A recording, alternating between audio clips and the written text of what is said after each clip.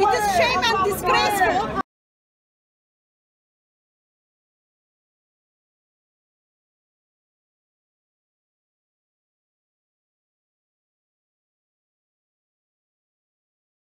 And you have quite a few Muslims coming to Christ. On our team, one of our colleagues has led over 100 Muslims to Christ, and probably altogether 200 Muslims to Christ in the last year or two. Just 1 year, she led 125. Three imams she's brought to the Lord using polemics. Using apologetics and polemics. And so it really is working. This is here in Britain. All around London. Now, every one of those apostates we've had to rehouse and relocate because their lives often are in danger. Why don't we hear about this more then?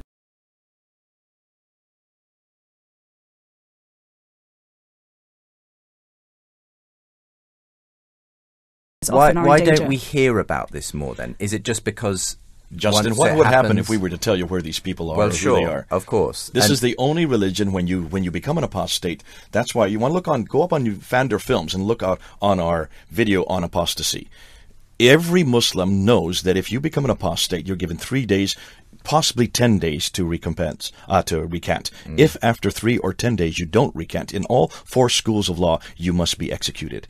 Can you see why we're not bringing these people forward? Sure. Well, we could show you. We could tell you who they are. We can, if you want to see them personally, but we don't dare bring them publicly. Because even here in Britain, we have one woman who has had to move 46 times because her father is an imam in northern England. She has had to move 46 times because her father's trying to have her killed here in Britain.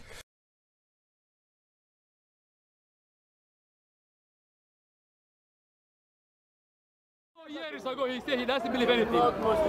He believes now in Jesus Christ, don't you? God bless you. Are we brothers in Christ? We're brothers in Christ. I'm not talking. I saw 4 years ago he said he doesn't believe anything.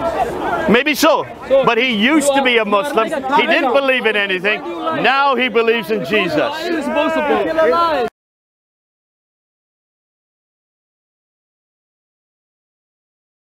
That you failed to answer my questions, and it is shame and disgraceful. You are telling me I cannot comment on those things because I don't understand Arabic.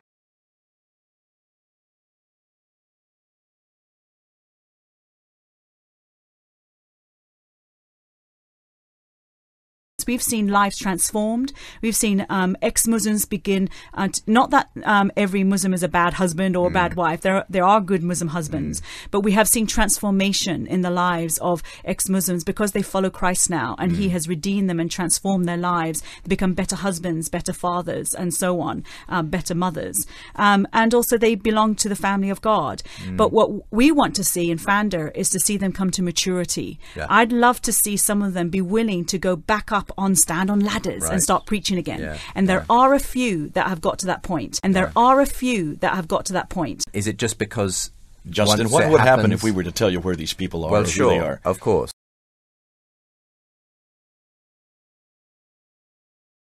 Why don't we hear about this more then?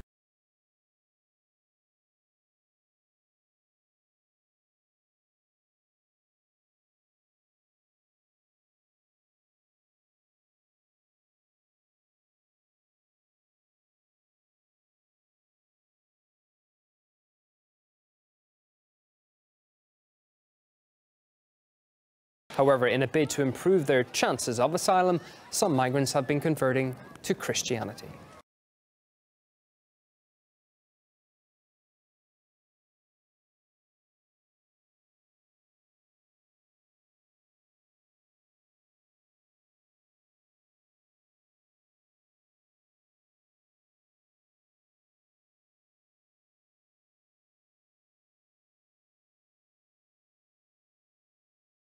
Martin Gottfried Martins has seen his congregation at the Evangelical Trinity Church in Berlin grow from 150 to 600 in just a few short months.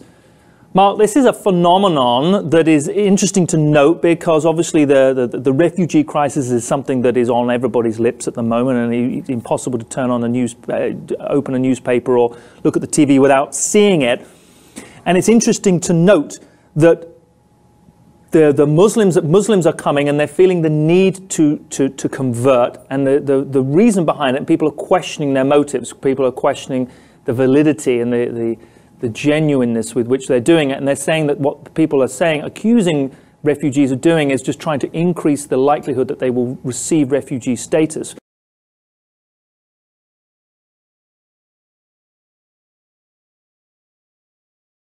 Ich weiß, dass immer wieder auch hier Leute hinkommen, weil sie sich irgendwelche Hoffnungen in Richtung Asyl machen. Having an emotional toll on refugees who have been stranded in Greece for months. It's while sitting in his tent that Raed welcomed some visitors. He says he was hoping for new information or help. Instead, he was given a Bible in Arabic and other religious books. It's their right to distribute the books. It's their personal freedom, and it's up to me to accept it or not. No one got angry. On the contrary, some people will tell you this is our passport to Europe. If we become Christian, we will be able to stay in Europe. I don't want that. I'd rather return home. بازم میگم نه همه اما یه عده هستن که از مقاله مسیح سوء استفاده میکنن. میان بیرون و میگن که ما مسیحی هستیم که یه جوری اقامتشون رو بگیرن. They thought like we will help you, we will like help you in continue your education, we will help you in to have a beautiful house, and we will help you with money and with everything. Okay, I'm normal human. I've asked, okay, if I enjoyed you, will you take me to Germany? They said, no, we cannot do that, but we can make a good life for you here. But it denies it made any promises of a better life to the refugees. Nothing of this. Nothing of this, yes.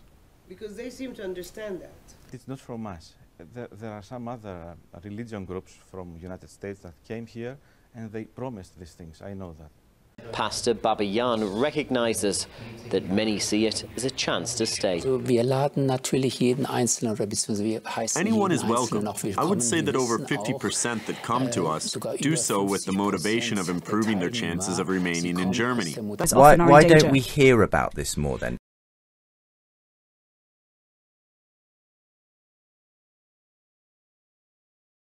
That Jonathan said. He said, to quote him, I think he said, a lot of this is a scam, I think is the word he used, and it is.